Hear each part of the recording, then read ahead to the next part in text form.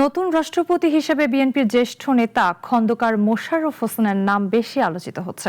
দলটির নেতারা বলছেন, এছাড়াও আরও ৩-৪ জন রাষ্ট্রপতি হওয়ার মতো লোক রয়েছেন, যদিও সংবিধান অনুযায়ী বর্তমান রাষ্ট্রপতির মেয়াদ এখনো রয়েছে। আর স্পিকার হিসেবে ওসমান ফারুক, হাফেজ উদ্দিন আহমেদ, মঈন খান ও জয়নুল আবেদিনের নাম আলোচনা হচ্ছে। নতুন সংসদে অধিবেশনের শুরুতে স্পিকার ও ডেপুটি স্পিকার নির্বাচিত হবেন। বিস্তারিত রাশেদুল কাদিরের রিপোর্টে। কে হচ্ছেন পরবর্তী রাষ্ট্রপতি?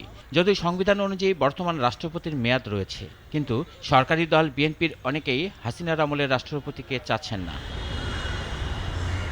এমন প্রেক্ষিতেই আলোচনা চলছে কে হবেন নতুন রাষ্ট্রপতি। দলটির নীতি নির্ধারকরা ক্যামেরার সামনে কথা না বললেও জানান, বর্তমান রাষ্ট্রপতির মেয়াদ এখনো শেষ হয়নি।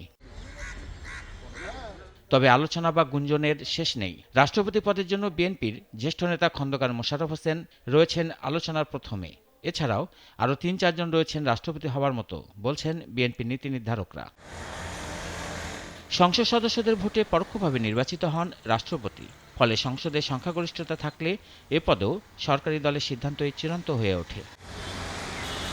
এদিকে আগামী ১২ মার্চ ত্রয়োদশ সংসদের প্রথম অধিবেশন বসবে। নিয়ম অনুযায়ী ওই দিনেই জাতীয় সংসদের স্পিকার ও ডেপুটি স্পিকার নির্বাচন করতে হবে। সময় ঘনিয়ে আসায় আলোচনাও তীব্র হচ্ছে, কে কে এই দুই পদে অধিষ্ঠিত হতে পারেন। দলটির পক্ষ থেকে বলা হচ্ছে, বিএনপিতে অনেকেই রয়েছেন স্পিকার ও ডেপুটি স্পিকার হওয়ার মতো। তবে আলোচনায় রয়েছে দলের সিনিয়র নেতা ওসমান ফারুক, হাফিজ উদ্দিন আহমেদ, মঈন খান ও জয়নুল আবেদিনের নাম। তবে শেষ পর্যন্ত কে হচ্ছেন রাষ্ট্রপতি, স্পিকার এবং ডেপুটি স্পিকার তা নির্ধারণ হবে দলের হাইকমান্ড এবং নীতি নির্ধারকদের মতামতের উপর। আলোচনা থাকলেও অপেক্ষা করতে হবে চূড়ান্ত সিদ্ধান্ত পর্যন্ত। রাশেদুল কাদির, নাগরিক, ঢাকা।